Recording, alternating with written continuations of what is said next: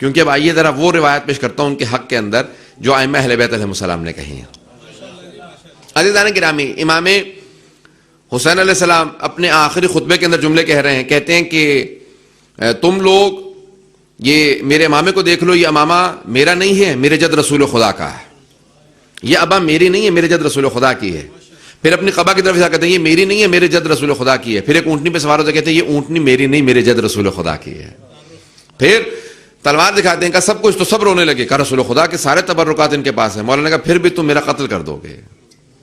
سب کچھ دکھا دیا تمہیں تبرکات، رو بھی رہے ہو کہ رسول خدا کے تبرکات اس کے پاس ہیں، کیونکہ میں نواسا ہوں، میرے پاس تبرکات ہیں۔ پھر اس کے بعد ایک مرتبہ ہاتھوں کو بلند کرتے ہیں اور دعا کرتے ہیں، کہتے ہیں پروردگارا، آج یہ سارے میرے دشمن اور میرے خون کے پیاسے ہیں، مجھے قتل کرنا چاہتے ہیں، اور میرا ایک ہی جرم بتاتے ہیں کہ میں نے یزید کی بیعت نہیں کی ہے۔ ان کے نزدیک جرم کیا تھا سید الشہداء کا؟ کہ انہوں نے یزید کی بیعت نہیں کی۔ تو مولا پھر ہاتھوں کو بلند کہتے ہیں کہ پروردگارا، پھر بنی ثقیف سے اس جوان کو ان پہ مسلط کر دے جو میرے ہر قتل کا بدلہ ان سے لے۔ جملوں کو ضائع نہ کیجیے گا۔ عزیزان گرامی، جناب سید الشہداء کی یہ دعا بتا رہی ہے کہ بنی ثقیف سے صرف ایک ہی تاریخ میں آدمی مسلط ہوا ہے حکومت کے اندر، جس نے 17.5 مہینے یعنی 1.5 سال کے قریب حکومت کی، اور 1.5 سال میں ہر سید الشہداء سے ہر قتل کرنے والا، ہر جرم کرنے والا، ہر خون کے قطرے کا بدلہ لینے والا ایک ہی آدمی ہے، مختار ابن ابی عبید ثقفی۔ تو سید الشہداء کی یہ دعا کا جملہ جس کو سید الخوئی نے اور بڑے بڑے مراجع نے، علماء نے اپنی کتابوں میں نقل کیا کہ مرحوم آیت اللہ کس نے لکھا اپنی کتاب بحار الانوار کی جلد نمبر 54 کے اندر علامہ محمد باقر مجلسی نے لکھا کہ سید الشہداء نے ہاتھوں کو بلند کر کے دعا کی کہ پروردگارا، میرے یہ سامنے ایک ایک قتل جو میرے خاندان سے ہوا ہے، ایک ایک آدمی شہید کا بدلہ لینے کے لیے، اور ایک ایک قطرہ جو خون کا بہا گیا قتلاً، اور ہر چیز کا بدلہ، ہر ظلم کا بدلہ لینے کے لیے بنی ثقیف کے اس جوان کو مسلط کر دے، پروردگار حکومت دے دے، عطا کر دے کہ جو ہمارے سارے بدلے لے۔ عزیزان گرامی، ایک اور دلیل آپ کے لیے ہو گئی۔ عزیزان گرامی، ایک اور دلیل پیش کرتا ہوں آپ کے سامنے۔ عزیزان گرامی، جناب امیر علیہ السلام کا جناب مختار کیونکہ مدینے سے ہجرت کر کے عراق منتقل ہوئے تھے، تو جناب مختار جب بچپنے میں چھوٹے تھے، اور خود اب ایک پوری بحث ہے کہ اہل سنت کے مورخین نے لکھا کہ جب ان کی شہادت ہوئی ہے تو 63 برس کے تھے، بعض نے لکھا 63 تھے، اور بعض نے لکھا 67 تھے۔ اب زیادہ علماء نے بحث کی ہے کہ ظاہراً 67 تھے، پہلی ہجری میں ان کی ولادت ہوئی، اور 67 ہجری میں 67 ہجری میں ان کی شہادت ہوئی ہے۔ تو کچھ نے لکھا کہ نہیں، یہ والی روایت زیادہ صحیح، ہمارے علماء نے بحث کی ہے کہ یہ 67 سال کے تھے۔ عزیزان گرامی، جب یہ چھوٹے تھے، مدینے میں تھے، بنی ثقیف سے تھے، اور ثقیف بہرحال، اور وہ ابن مسعود بھی ثقفی تھے، بہت سے ثقیف قبیلے کے بڑے بڑے صحابی گزرے ہیں۔ تو جب چھوٹے سے تھے تو امیر المومنین نے ان کے سر پہ ہاتھ رکھا، کہا کہ ھذا کیس ایھا الکیس، اے سمجھدار، اے بصیرت رکھنے والے، اے سوجھ بوجھ رکھنے، حکمت رکھنے والے، اے بصیرت، اے فراست رکھنے والے۔ امیر المؤمنین کا یہ کہنا کہ سمجھدار انسان، تو عزیزان گرامی بچپنے میں ان کے سر پہ ہاتھ رکھنا۔ اور جب کسی نے سوال کیا تو آپ نے فرمایا، کہا کہ یہ وہی ہے کہ جو میرے بیٹے حسین کے خون کا بدلہ لے گا۔ تو عزیزان گرامی، یہ ایک اور دلیل میں نے آپ کے سامنے، آپ 2 دلیل ہو گئی، ایک اور دلیل پیش کرنا چاہتا ہوں، سننا پسند فرمائیں گے؟ عزیزان گرامی، خود ختمی مرتبہ سے سوال کیا گیا، تو آپ نے اپنے زمانے میں، کیونکہ جناب مختار اس وقت بچپنے میں تھے، تو آپ نے فرمایا، کہا کہ ایک عنقریب وقت آئے گا کہ جہاں میرے نواسے حسین کو شہید کر دیا جائے گا، اور بنی ثقیف کا ایک جوان حکومت میں آئے گا جو میرے نواسے کے سارے ظلموں کا بدلہ لے گا۔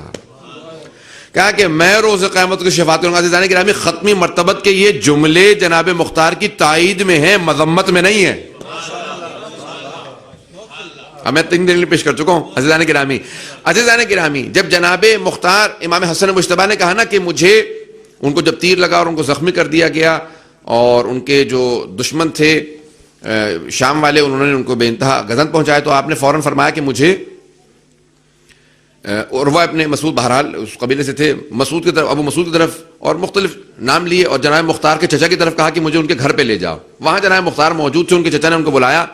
اور اس موقع پہ جناب مختار نے ایک جملہ کہا جس کو کچھ لوگ مذمت میں پیش کرتے ہیں، آیت اللہ خوئی کہتے ہیں نہیں، یہ سب سے بڑی مدح ہے، میں اس لیے اس جملے کو پیش کر رہا ہوں کہ انہوں نے، جناب مختار نے فوراً اپنے چچا سے کہا کہ چچا جان، آپ نہیں جانتے کہ بنو امیہ ان کے خون کے پیاسے ہیں،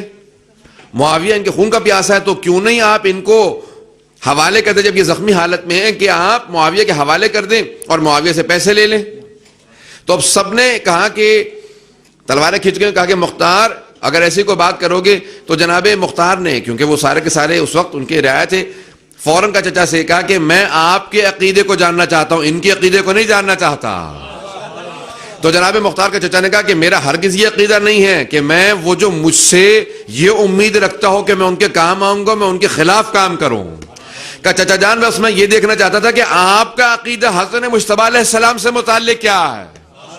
تو آیت اللہ خوئی کہتے ہیں کہ انہوں نے اپنے چچا تک پہ اعتماد نہیں کیا کہ آیا انہوں نے مجھے واقعاً بچانے کے لیے بلایا ہے، یا یہ خبر دے چکے ہیں شام والوں کو کہ جناب امام حسن مجتبیٰ ان کے پاس ہیں، کہ وہ اپنے سگے چچا تک کے اوپر اعتماد نہیں کرتے تھے امامت کے معاملے میں، کہ ایسا نہ ہو کہ امامت کے معاملے میں یہ خیانت کر جائیں۔ عزیزان گرامی، جو اس حد تک محبت کرتا ہو اس سے متعلق کبھی شک نہیں کرنا چاہیے۔ اور وہاں پہ خود امام حسن مجتبیٰ کا ان کی تائید کے لیے جملہ کہنا اور ان کے بلائے ہوئے حکیم سے، طبیب سے علاج کروانا اور کہا کہ ہاں یہ تیر نکال دے۔ عزیزان گرامی، یہ خود امام حسن مجتبیٰ کی تائید ہے جناب مختار کے لیے۔ آئیے 4 دلیلیں ہو گئی، ایک 5ویں دلیل پیش کرتا ہوں۔ میں نے کہا 12 میں پیش کروں گا، کل جو آپ کے سامنے کچھ پیش کر چکا ہوں، 5 یا 6 دلیلیں پیش کر چکا ہوں، 4 دلیلیں آج پیش کی ہیں، ایک اور دلیل سن لیجیے عزیزان گرامی۔ سن رہے ہیں سب لوگوں کی توجہ ہے نا؟ مجھے بس یہ احساس ہو رہا ہوتا کہ تاخیر ہو چکی ہے، اس حساب سے میں پھر جلدی چل رہا ہوتا ہوں، ویسے میری رفتار زیادہ رہتی ہے، مجھے یہ احساس ہے اس بات کا۔ عزیزان گرامی، ایک اور دلیل، یہاں تک کہ حضرت امام زین العابدین علیہ السلام کے صاحبزادے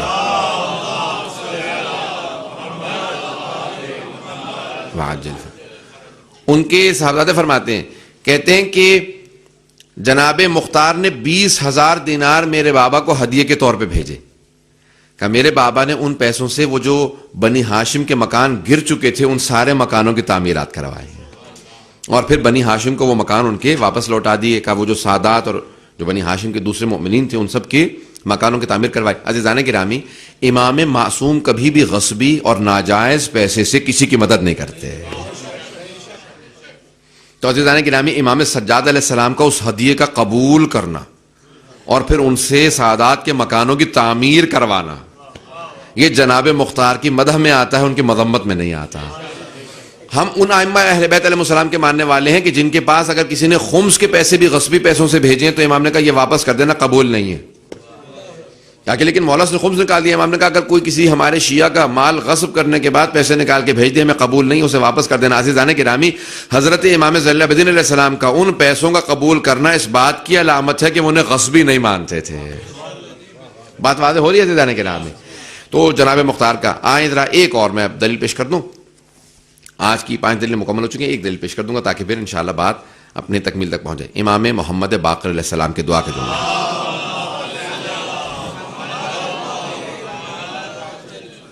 اب جو لوگ تاخیر سے ہیں وہ انشاءاللہ بعد میں اگر ریکارڈنگ دیکھ لیں، کسی طریقے سے دیکھ لیں، کہ دلیلیں ذہن میں رکھیں، کیونکہ بہت سے نوجوانوں کے ذہن میں شبہات آ سکتے ہیں۔ عزیزان گرامی، کبھی اپنے محسنوں کو دشمن نہ سمجھیں، دشمنوں کو محسن نہ سمجھیں۔ شیعہ اسے کہا جاتا ہے کہ جو 1400 سال بعد بھی آنے کے بعد آج بھی یہ جانتا ہے کہ علی حق پہ تھے، جو ان کے مقابلے میں تھے غلط تھے۔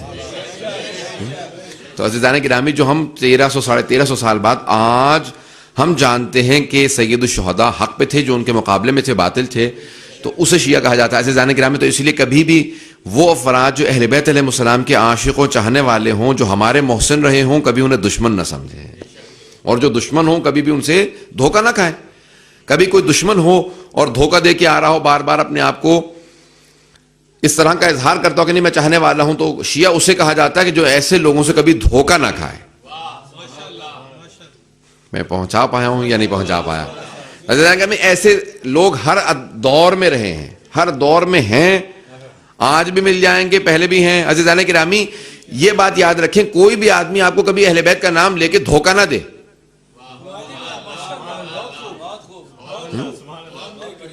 بہت سے پہنچ گئے، بہت سے بھی تعجب میں دیکھ رہے ہیں۔ آئیں میں ذرا تھوڑی سی وضاحت کر دیتا ہوں۔ عزیزان گرامی، کبھی بھی کوئی آپ کو اہل بیت کا نام لے کے دھوکہ نہ دے۔ کئی مرتبہ ایسا ہوتا ہے کہ وہ جانتے ہیں کہ یہ جتنے بھی ماننے والے ہیں نا، یہ سارے کے سارے اس حد تک جذباتی ہیں کہ اگر ان سے جان مانگی جائے تو اہل بیت کے نام پہ دے دیں گے۔ تو اب وہ کبھی یہ نہیں کہتے کہ یزیدی ہوں میرا ساتھ دو، ہمیشہ یہ کہتے ہیں حسینی لشکر چل پڑے ہیں۔ کبھی یزیدی یہ نہیں کہتا کہ میں یزیدی ہوں، ہمیشہ یزیدی بھی جانتا ہے کہ یزید کے نام پہ کوئی ساتھ نہیں دے گا، حسینی کہوں گا اپنے آپ کو تو لوگ ساتھ دیں گے۔ تو عزیزان گرامی ہمیشہ یاد رکھیے گا ہم اہل بیت علیہ السلام کے ماننے والے ہیں، ان کے عاشق ہیں، لیکن کبھی ان کے دشمنوں سے دھوکہ نہیں کھائیں گے، اور کبھی بھی ان کے جو چاہنے والے ہیں ان کو ان کی مذمت نہیں کریں۔ آئیں ذرا 5ویں امام کے دعا کا جملہ ہے۔ مولا فرماتے ہیں کہ خدا رحمت نازل کرے مختار پہ کہ جب اللہ نے اس کو عطا کیا، جب وہ حکومت میں آیا، 17.5 مہینے حکومت میں رہے، 17.5 مہینے، 1.5 سال پورے نہیں ہوئے، کہ جب وہ حکومت میں آئے تو انہوں نے اپنی دولت کو اہل بیت سے دور نہیں رکھا، بلکہ جو چاہتے تھے قربان کرتے تھے اہل بیت میں، اور ان کے چاہنے والوں پہ قربان کرتے تھے۔ اور پھر ائمہ علیہ السلام نے ان سے متعلق امام نے تفصیل سے کہا کہ یہاں تک کہ کب کہا یہ؟ جب جناب مختار کا بیٹا امام باقر علیہ السلام کی خدمت میں ملنے کے لیے آیا،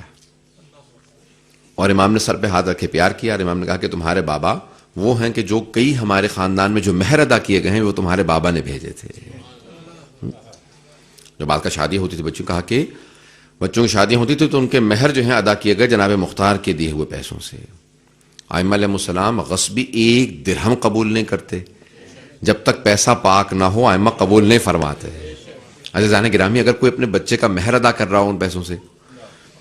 تو امیر رومی یعنی 5 امام صاحب کا یہ جملہ بہت بڑا جملہ ہے۔ میں آج جب پڑھ رہا تھا ساری دلیلیں دیکھ رہا تھا، بہت سے بحثیں پڑھی، ہر بحث پیش کرنے والی نہیں، ممبر پہ مختصر سے میں نے آپ کو جتنا خلاصہ کر کے پیش کر سکتا تھا عزیزان گرامی میں نے خلاصہ کر کے بحثوں کو پیش کیا۔ عزیزان گرامی جناب مختار سے متعلق ائمہ علیہ السلام نے بے انتہا ان کی مدح کی۔ اب عزیزان گرامی میں اس مرحلے کے اندر، اور کیونکہ خمسہ صرف 2 مجالس رہ گئے، کل اور پرسوں میں نے وعدہ کیا تھا کہ آخری 2 مجالس میں ان کی جنگوں کو پیش کروں گا اور ان کے بدلے لینے کو پیش کروں گا، کل اور پرسوں انشاءاللہ۔ آج اس آخری مرحلے کو کہ 12 دلیلیں جو میں نے آپ کے سامنے پیش کی ہیں عزیزان گرامی، یہ ائمہ علیہ السلام نے ان سے متعلق فرمایا ہے کہ مختار ہمارے چاہنے والوں میں تھے۔ عزیزان گرامی اب آئیے ذرا میں اس مرحلے کے اندر داخل ہونا چاہتا ہوں جو جناب مختار سے متعلق میں پیش کرنا چاہتا تھا کہ کون ہے جناب مختار جن کے متعلق ائمہ علیہ السلام نے کیسے کیسے الفاظ استعمال کیے ان کی مدح میں، اور خصوصاً امام زین العابدین علیہ السلام۔